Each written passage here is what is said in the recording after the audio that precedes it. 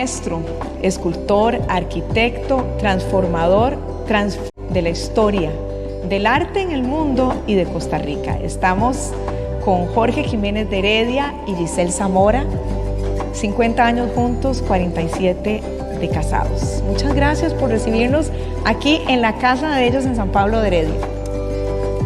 ¡Qué emoción! Bueno, muchas gracias a usted, Glenda, por haber propiciado este encuentro, y que yo sé que va a ser un encuentro importante porque vamos a enfrentar y a charlar cosas que tienen que ver no solo con nuestra vida, sino con nuestro país. Y la intención nuestra es que ustedes también se sientan aquí en este honor de estar en la Casa de Costa Rica de Jorge y Giselle. Les vamos a llamar Jorge y Giselle con todo el respeto y el honor. Y Giselita, que es amabilísima.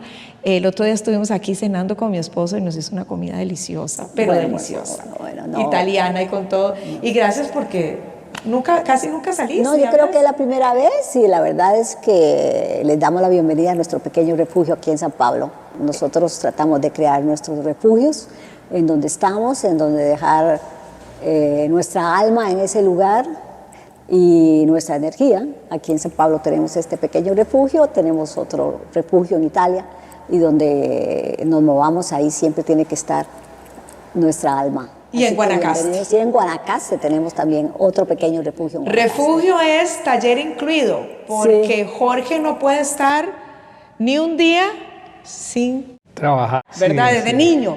Sí, desde niño, sí. Desde niño. Y estamos en San Pablo.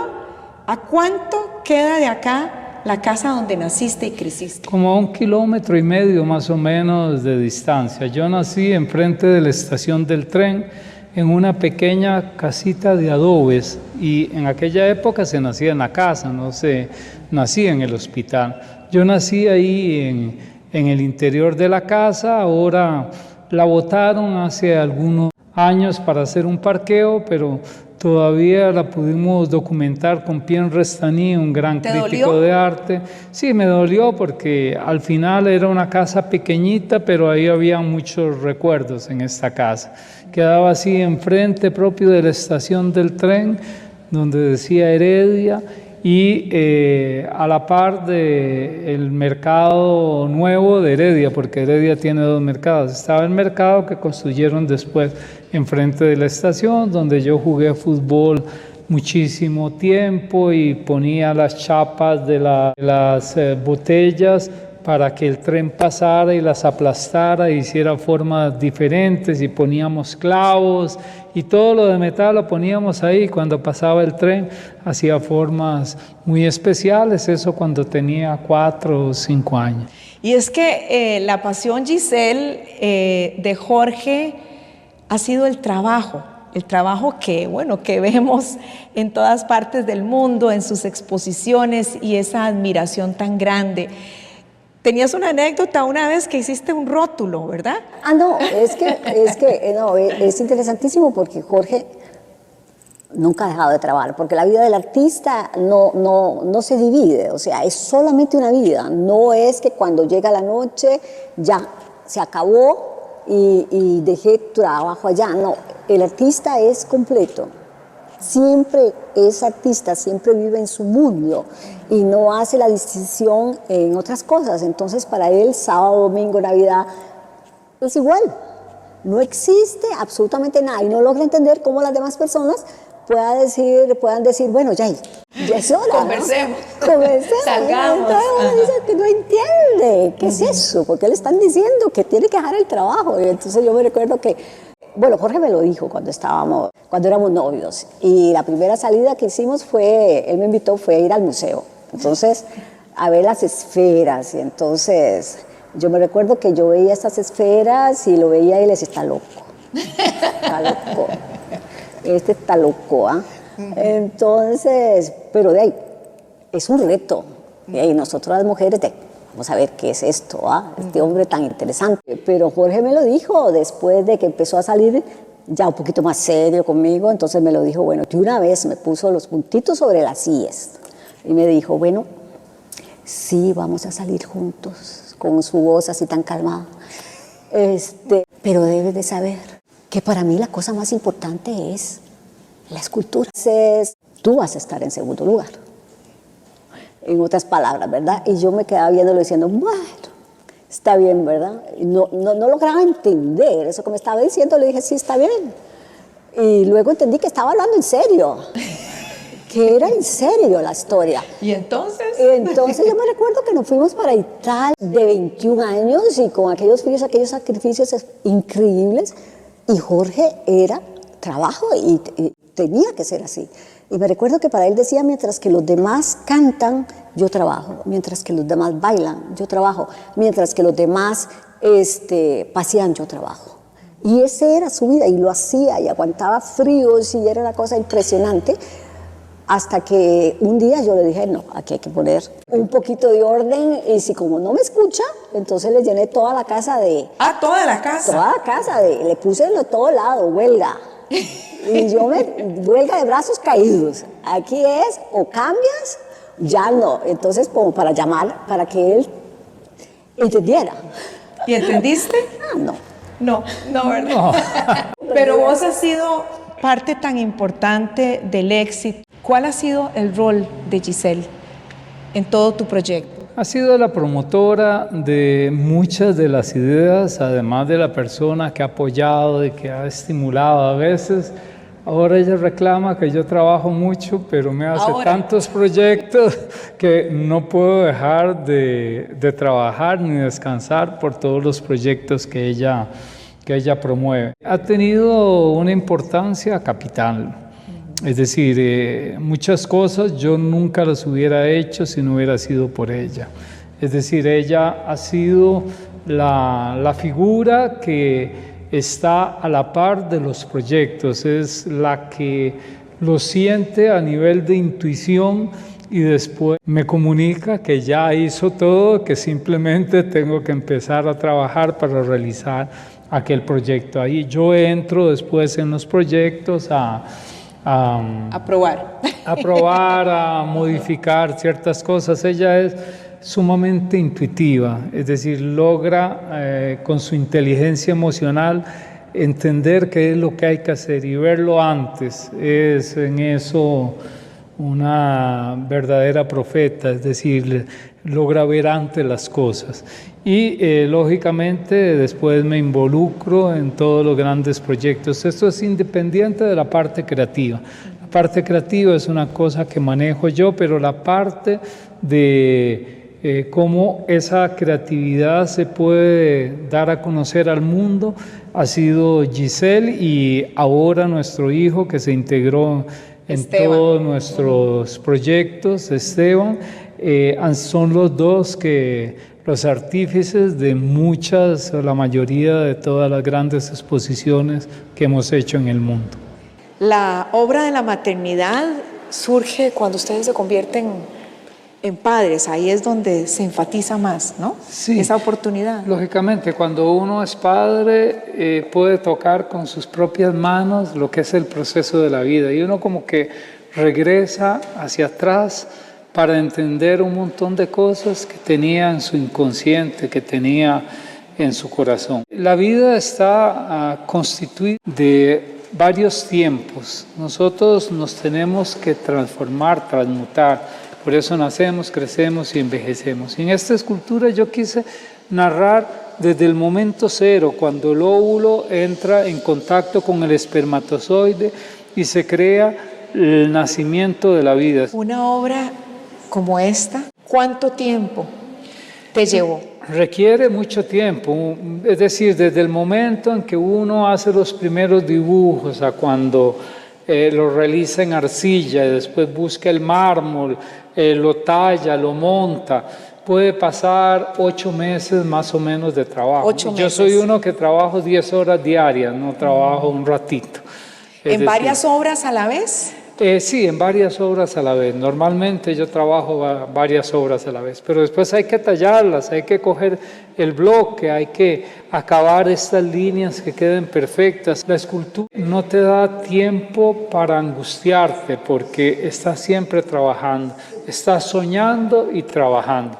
Vos transformas la piedra como el universo se transforma. Por eso, trabajar la piedra es una metáfora del universo que se transforma. Cuéntanos sobre, aquí en Costa Rica, el Conservatorio Castela, Sí. lo que significó. Sí, yo empecé en el Liceo de Heredia a hacer escultura. Tenía 13 años cuando Olger Villegas, que es un escultor nuestro, costarricense, era profesor en el colegio y abrió un pequeño tallercito detrás del teatro o el auditorio del colegio. Y ahí me dijo, si quiere, vaya, búsquese un pedacito de madera. Yo fui a un aserradero que estaba enfrente de la casa, cogí una calza y hice una cabeza de un Don Quijote que todavía hoy conservo. Fue realizada cuando tenía 13 años. Y ese fue mi primer encuentro con la escultura que determinó mi vida. Yo supe ese día que terminé esa cabeza que no podía ser otra cosa que escultor, que era la manera que yo iba a tener para expresar todos mis sentimientos y toda mi concepción de la vida. Y ahí nazco como escultor. Lógicamente hay un pequeño concurso que se hacía entre colegios. Arnoldo Herrera ve las esculturas y decide becarnos a un grupo para ir a estudiar al Castella. Algunos a estudiar canto, otros escultura, otros pintura, y esa es la oportunidad. Me imagino la alegría. Exactamente, que yo estaba esperando para a 16 años irme para el Castella y hacerla mi casa, porque el Castella no fue solo mi colegio, fue mi casa. Arnoldo Herrera se dio cuenta que yo tenía mucha pasión, como siempre, hiperactivo, trabajaba después de las clases, me quedaba en un cuartito que estaba debajo de las escaleras que comunicaban la parte de abajo con la parte de arriba del Teatro del Castella, ahí en la Sabana. Había un pedazo de 1,50 m por 1 metro.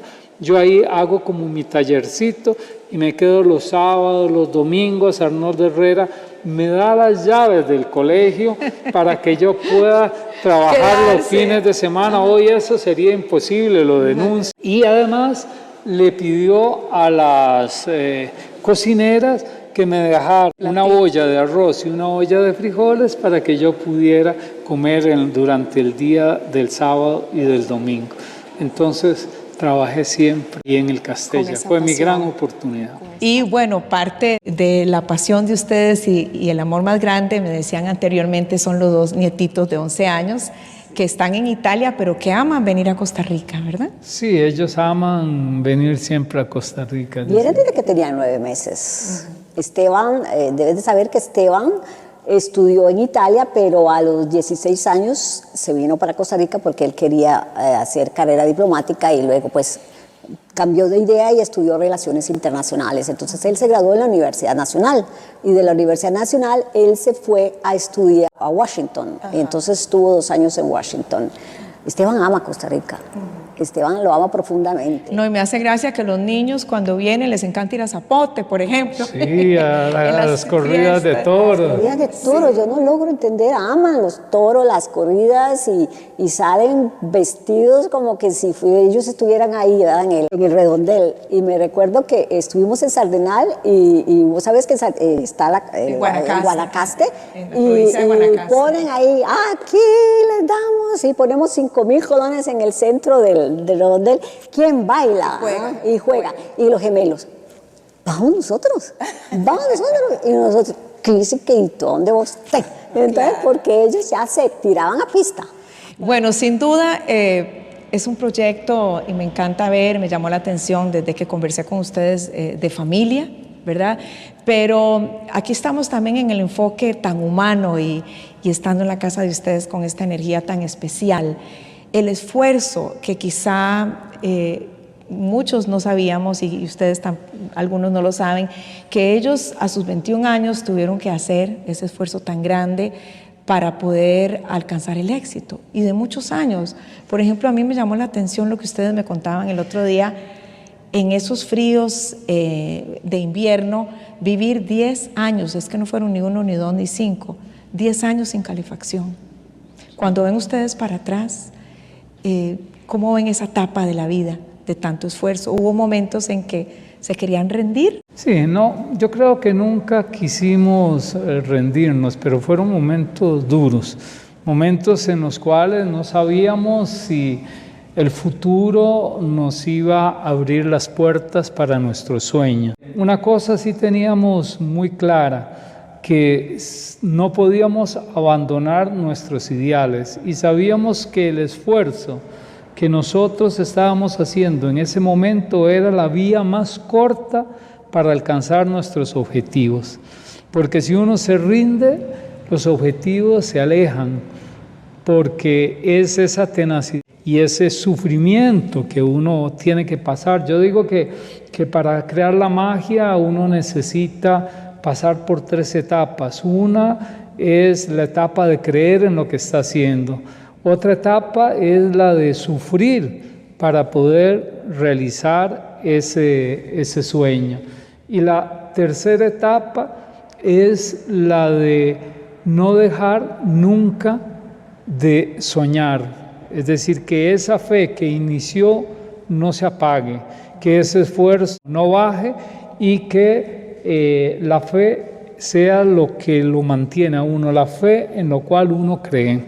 Y en esto he encontrado en Giselle la compañera ideal, es decir, ha sido la persona que ha aguantado, ha sido la persona que ha compartido la fe y la persona que ha luchado por los ideales más grandes que hemos tenido. Nosotros creemos que al final la vida es una gran oportunidad, es un gran viaje y hemos decidido de hacer este viaje juntos. Y esa decisión ha sido la cosa más exitosa, creo, en nuestras vidas y en mi vida en especial, porque me ha dado estabilidad. El hecho de saber que puedo compartir con una persona mi viaje, eso da a todos los seres humanos mucha estabilidad. Claro, claro. Sí, eso es cierto, porque si te pones a pensar, cuando estábamos en Italia, con aquellos fríos espantosos, donde veníamos del trópico, era una cosa horrible, o sea, metías el dedo en el agua fría y decía, ¡tac!, tuquito hielo, ¿eh? Y cuando Esteban nació, no teníamos absolutamente nada y me recuerdo que para bañar a Esteban había que calentar ollas de agua caliente para poderlo bañar y entonces era un frío espantoso, pero digamos que lo que nos ayudó, verdaderamente hay que decirlo, fue el creer y tener aquella fe y creer en aquellos sueños y estar los dos juntos. Recordate lo que dice la Biblia, cuando son 2 personas, cuando uno cae, el otro lo levanta. Y nunca puedes haber perdido una batalla, pero no la guerra. Entonces, es crear eso juntos y el estar juntos, bueno, de ahí, estos son los momentos un poquillo difíciles, pero no estoy sola y él no está solo. Entonces los dos juntos pasábamos frío. Y eso era la cosa importante. Cuando estudiábamos en la universidad allá en Italia, me recuerdo que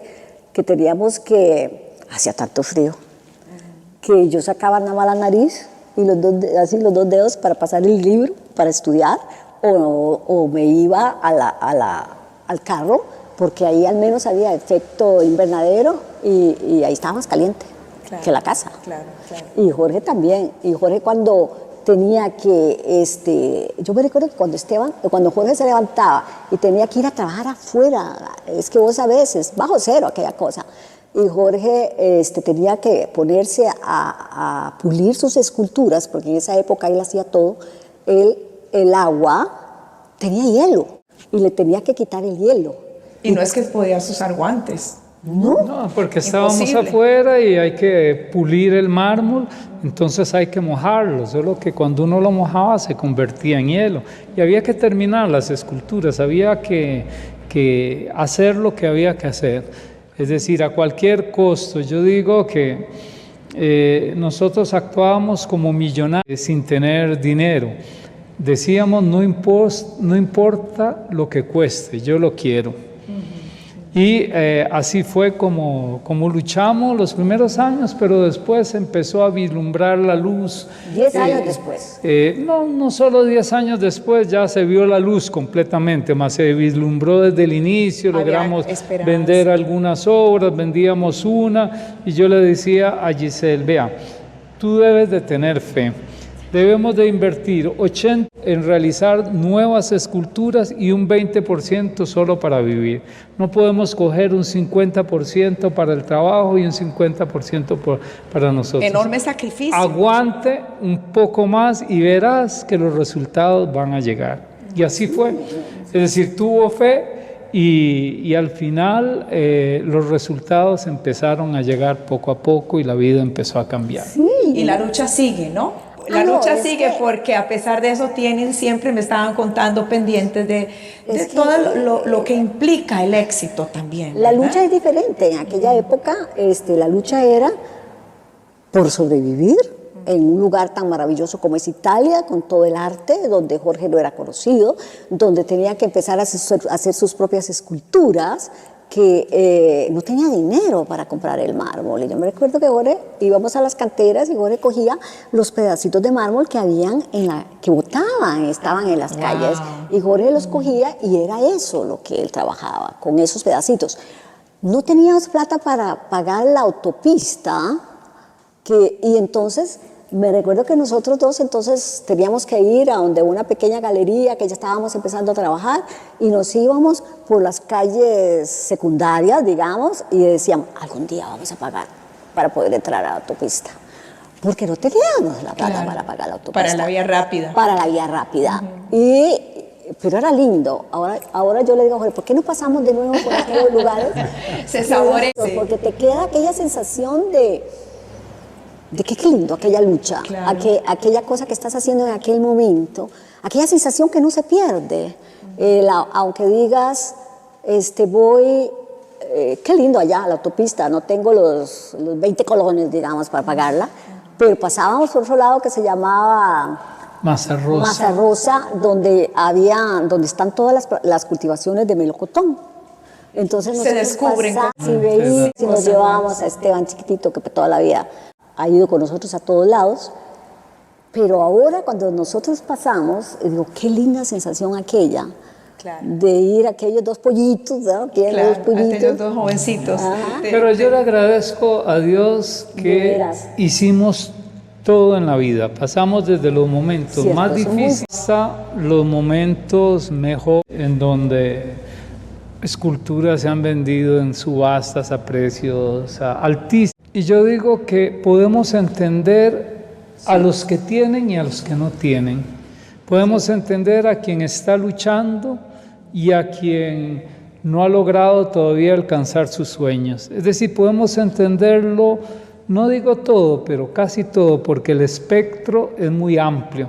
Entendemos a quien tiene necesidades, entendemos a quien lucha por un ideal, entendemos muchas cosas que no hubiéramos entendido si hubiéramos tenido todas las posibilidades desde el inicio. Entonces fue una bendición el haber hecho todo el recorrido, porque el espectro podemos ver todos los colores, no se nos escapan algunos de los colores de la vida. De a pie, bicicleta, carros que no funcionaban, y nosotros decía, Jorge le decía, es que yo soy millonario. Y le decía, ¿y por qué?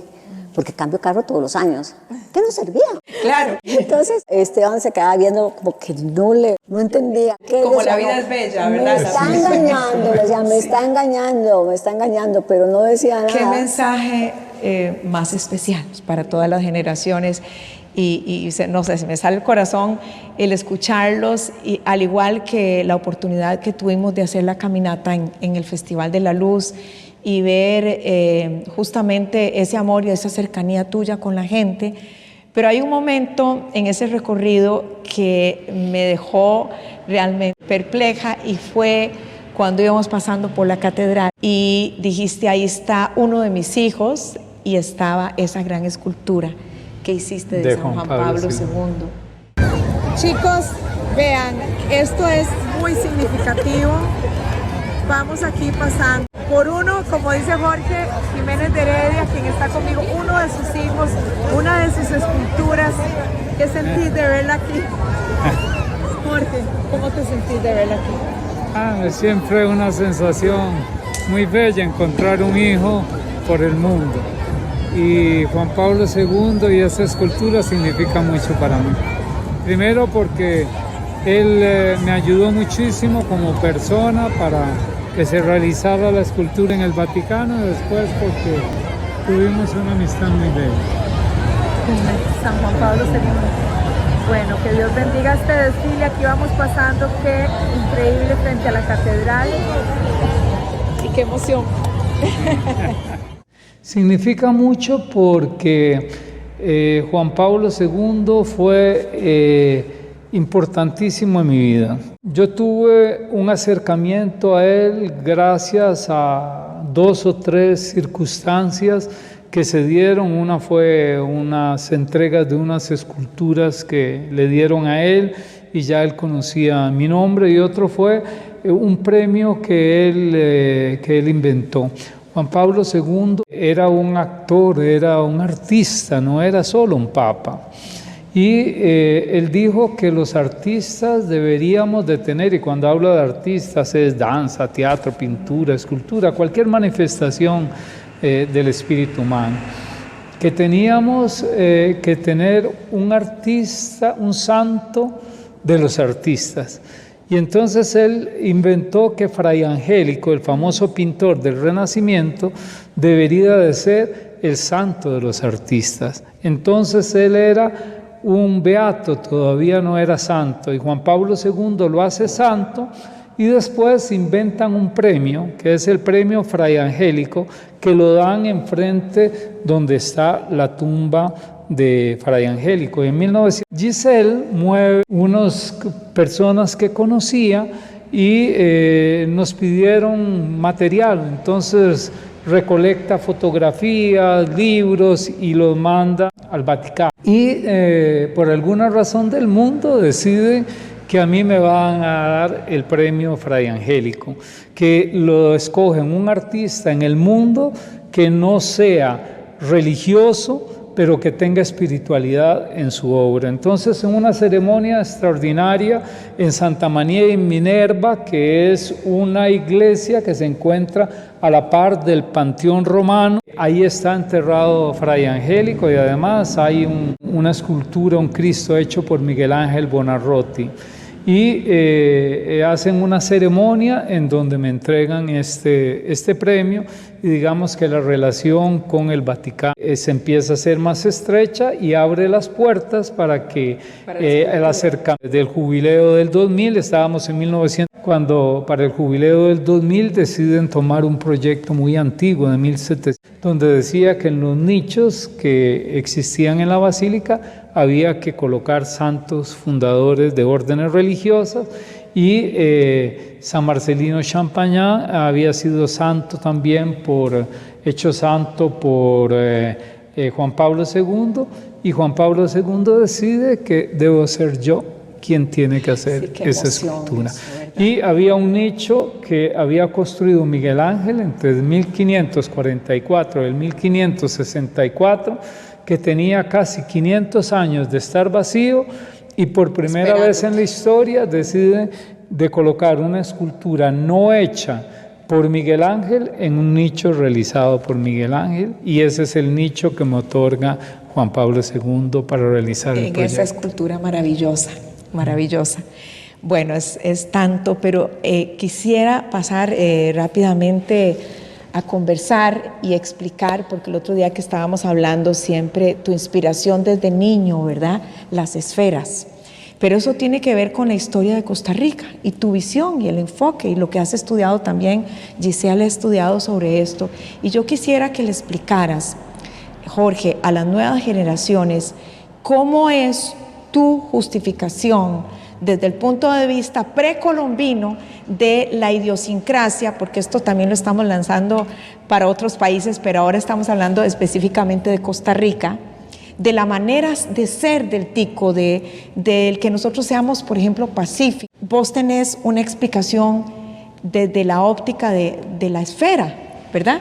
Sí. Entonces sí me gustaría que en una forma breve y clara le podamos explicar a las nuevas generaciones lo que ustedes piensan. Sí, todos los seres humanos, para entender la experiencia de la vida, necesitamos crear símbolos, porque la cabeza no puede entender todo. Entonces necesitamos el símbolo que contiene no solo nuestra parte racional, sino que contiene también nuestra inteligencia emocional, esa parte que no entiende la cabeza, pero que el arte la logra expresar. Y nosotros nacimos en un país que durante muchísimos años, diría miles de años, los primeros asentamientos que tenemos en Costa Rica resalen a 12 años, con los descubrimientos que se hicieron en Siquirres de asentamientos costarricenses. Y en este país, a través de los siglos, a través de los milenios, se creó un símbolo que representaba el sentimiento o la cosmogénesis o la manera de ver el mundo. Y este símbolo fue la esfera, y la esfera de piedra en particular, que lo que hizo fue resumir todo este sentimiento que se tenía en el territorio costarricense.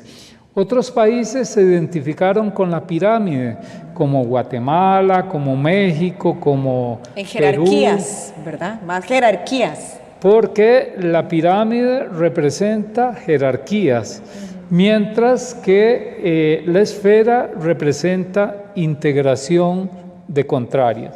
¿Qué es lo que sucede? Que Costa Rica no pertenece a Mesoamérica. Mesoamérica es toda la parte que vivió con las pirámides como símbolo de representación. Costa Rica es un área intermedia y se creó aquí, en nuestra tierra, a través de los miles de años, un símbolo propio, nuestro, que es la esfera, que implica una síntesis de cómo ellos concebían y sentían el mundo. Nuestro territorio fue subdiviso, fue dividido en cacicazgos, es decir, aquí nunca se construyó una gran ciudad en época precolombina. Lo que existía era una división total de nuestro territorio.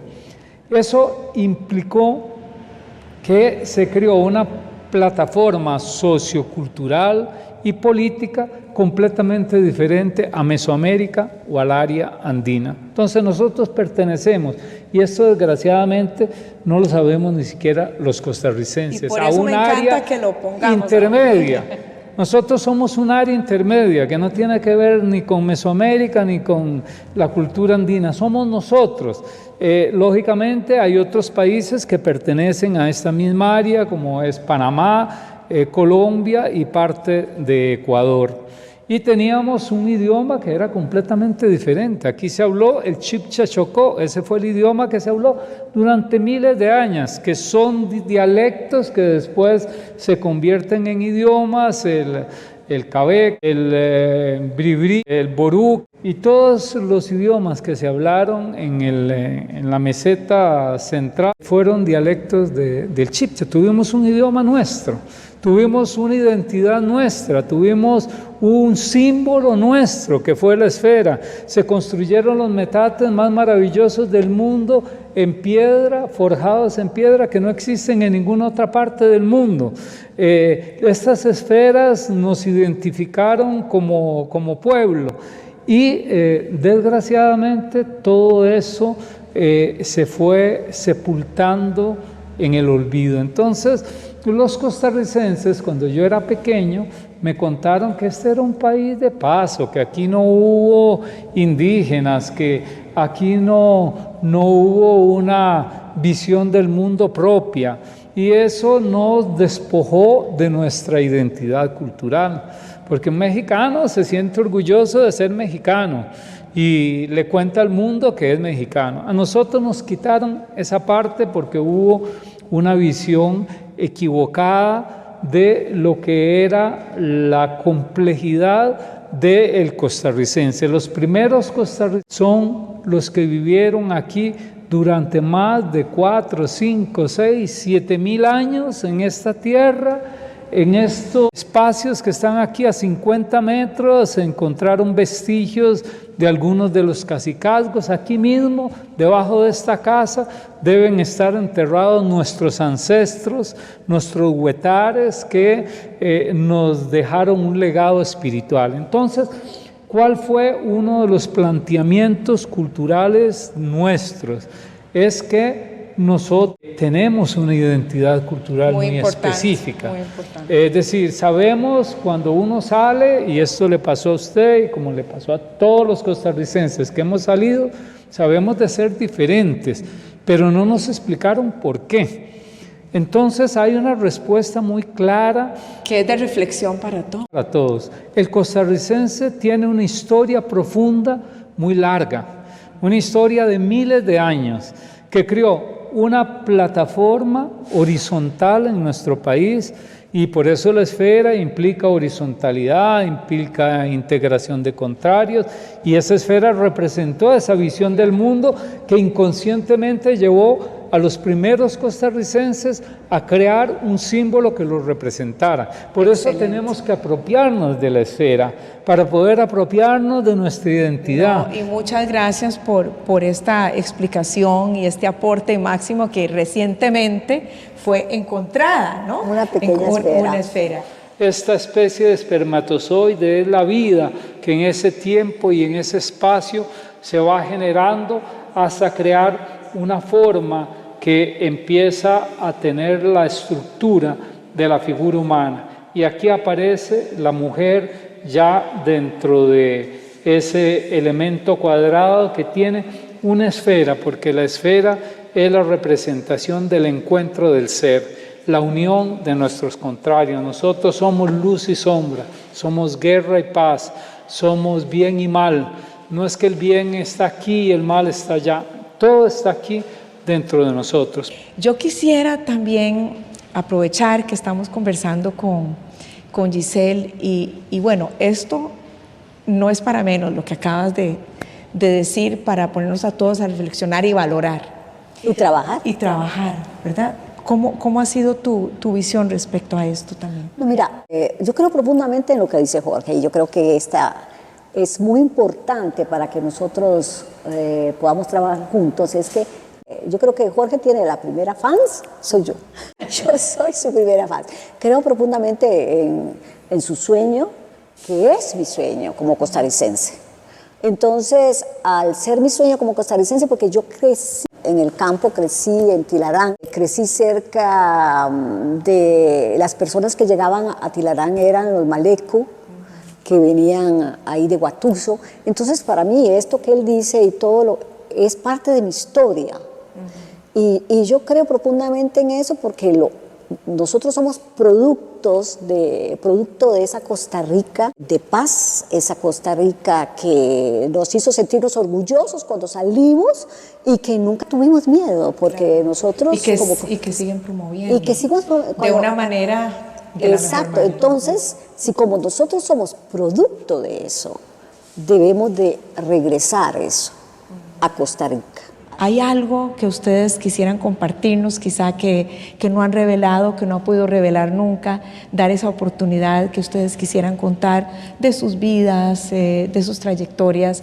Yo creo que ustedes son un libro abierto y son tan auténticos, pero quisiera, si ustedes quieren decir algo.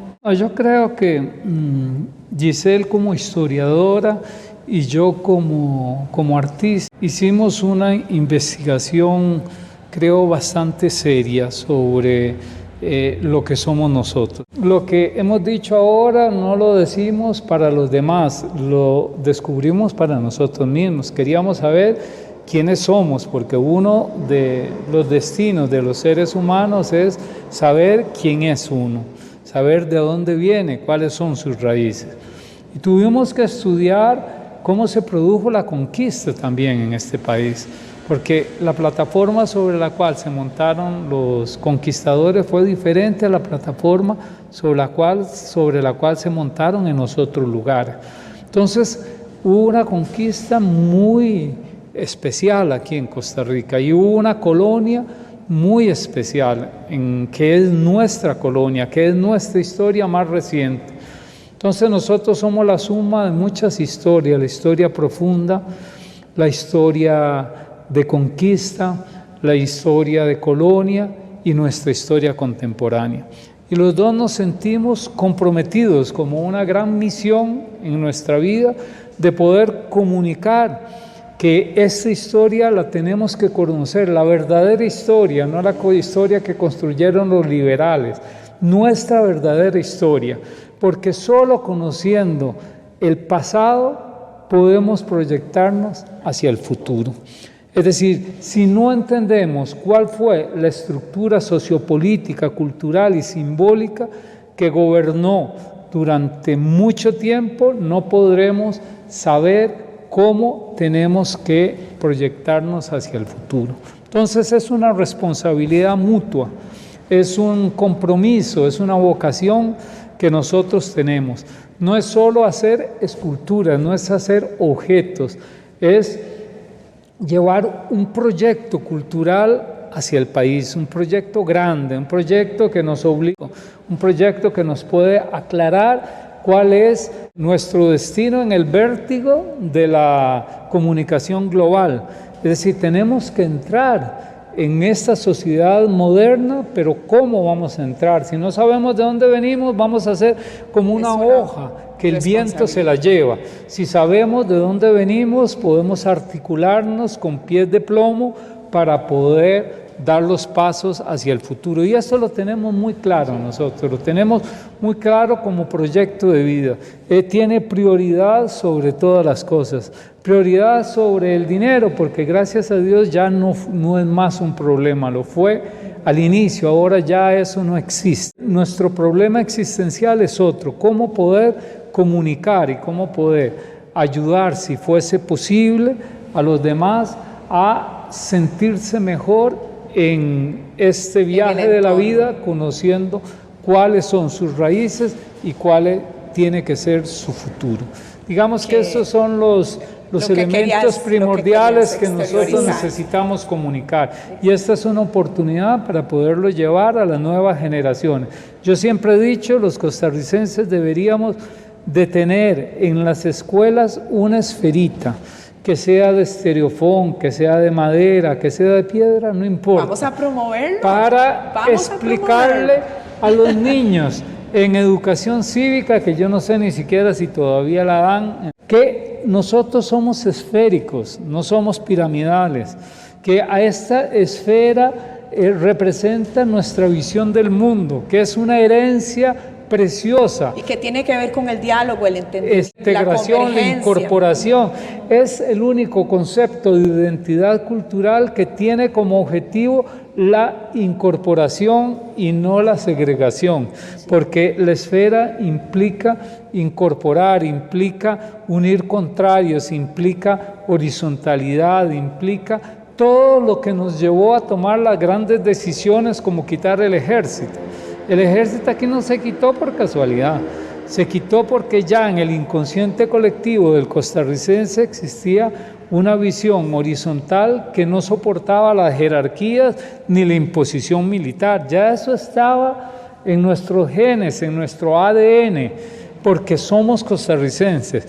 Y hubo un movimiento masón en todo Centroamérica y el Caribe que quería quitar los ejércitos. Y en ningún país pegó, solo en Costa Rica, porque nuestro inconsciente colectivo estaba a esa disposición. Sentimos el compromiso de comunicar esto, de decir que no es gratis lo que nosotros tuvimos. Y si no lo tenemos claro, lo podemos perder y podemos enfermarnos. Es más, nos estamos ya enfermando. Es decir, a esta visión esférica del mundo le están naciendo piquitos. Y esos piquitos hay que aprender a cortarlos para entrar a una sociedad globalizada con una identidad esférica que incorpora todos sus contrarios como seres humanos y como sociedad. Bueno, qué mensaje que nos ha dejado todos así, de los dos, porque sabemos que es una investigación que han hecho y un descubrimiento, y qué bueno que lo estamos ahora divulgando. Tanto que hablar de ustedes, de sus proyectos, de su obra por el mundo, Y aquí mismo en esta entrevista estamos dejando a ustedes las posibilidades de que puedan investigar más y conocer más de la obra y de la gran cantidad de libros documentales que se han escrito y que se han publicado. Un honor para mí estar acá. Giselle, no sé si tienes algo más que agregar.